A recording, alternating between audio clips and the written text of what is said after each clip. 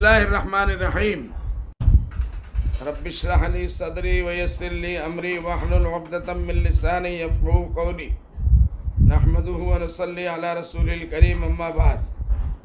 मैं आज हमारे उन तमाम तलबा अज़ीज़ जो पूरे हिंदुस्तान में मदारिस अरबिया में पढ़ते हैं और रमज़ान की छुट्टियों में वो अपने घरों पे अल्हम्दुलिल्लाह पहुंच चुके हैं या फिर अपने अपने मदरसों में फंसे हुए हैं, उन तमाम तलबा से मुखातब हूँ।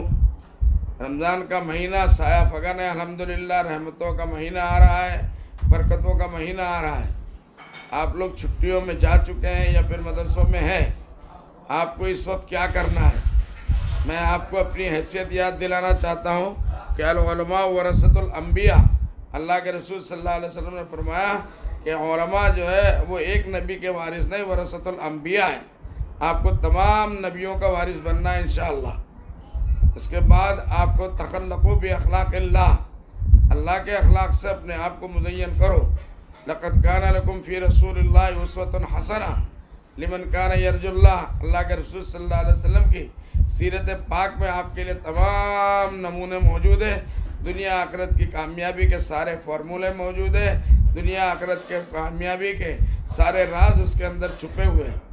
मैं अपने तलबा अजीज़ से, मेरे प्यारों, मेरे बच्चों, अपने घरों में पहुँचे हो तो आप घर वालों की लाज रखो, आप इस वतन की लाज रखो, अपने इलाकों के लोगों की लाज रखो, अपने अखलाक से इस बात को पेश करो कि हम जो है हुकूमत की हर बात मानने के लिए तैयार हैं। जिस तरीके से हुकूमत ने कहा कि अपने घरों में चुप जाओ, आप भी अपने घरों में चुप जाइए। मैं समझता हूँ कि ये वक्त आपके लिए बहुत बड़ी आजमाइश है कि आपको घरों में बंद कर दिया गया, नमाज के लिए आप मस्जिद में जा नहीं सकते, ईद के लिए आप निकलने के लिए अभी बाद है, लेकिन शब कदर सामने है। ये सब आपके लिए आजमाइश है। दोस्तों से मिलने का ज़माना है, पूरा साल लोग आपके रिश्तेदार इंतज़ार करते रहते हैं, आप भी उनसे मिलने के बहुत मुतमन्नी होते हैं, लेकिन इस मरतबा अल्लाह की तरफ से आजमाइश है। ये एक अल्लाह का गज़ब है, अल्लाह के गज़ब से पनाह मांगिए। ज़्यादा से ज़्यादा अपने वक्त को अपने किताबों के पढ़ने में, आइंदा साल के इम्तिहान की तैयारी में लगाइए। असातिज़ा जो करीब हो उनसे मशवरे लीजिए, लेकिन इसमें कोई सरकार का कानून टूटना नहीं चाहिए। घरों में आप रहेंगे तो सेफ डिस्टेंस, जो दूरी गवर्नमेंट कह रही है उतना आपको मेंटेन करना है। आपको अपने अखलाक से प्रूव करना है कि दारुल देवबंद, मदारिस या शाही मदरसा और तमारे मदारिस के, देवबंद के मदरसा, नदवा के मदरसा, तमाम मदारिस से जो बच्चे जाते हैं वो नबी पाक सल्लल्लाहु अलैहि वसल्लम के तरीके पर चलते हैं, सबके बड़ों की बात मानते हैं, छोटों से शफ़क़त करते हैं। इसलिए आपको वो नमूना पेश करना है। ऐसी कोई हरकत नहीं करनी है बाहर जाके जिससे आपके वालिदैन परेशान हो।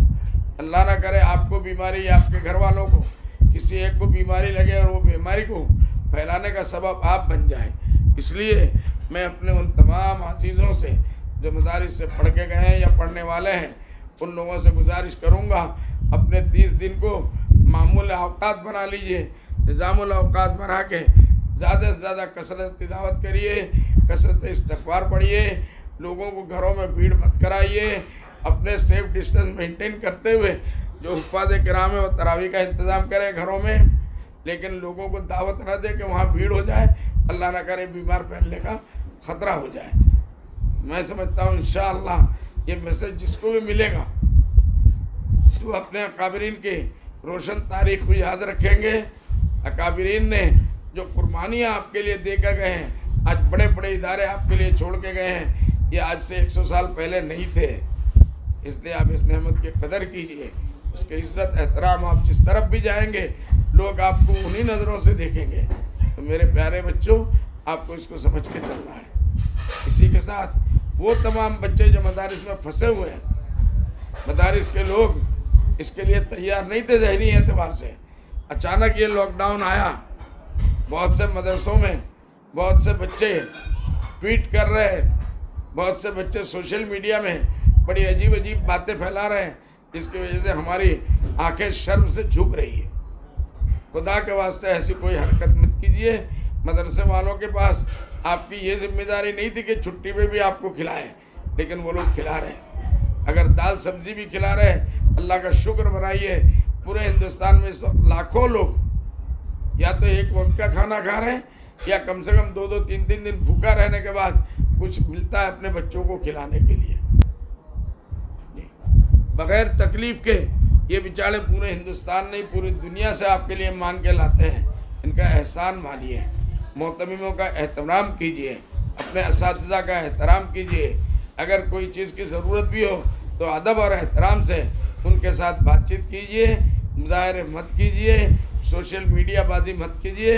अल्लाह के वास्ते हमने ऐसे बच्चों की ज़िंदगियाँ बर्बाद होती देखी जो बड़े बड़े इदारों में 1 नंबर के बच्चे थे और उन्होंने अपने असातिज़ा के ख़िलाफ़ या एहतमाम के ख़िलाफ़ एहतजाजात किए हैं, वो ज़िंदगी में नाकाम हो गए।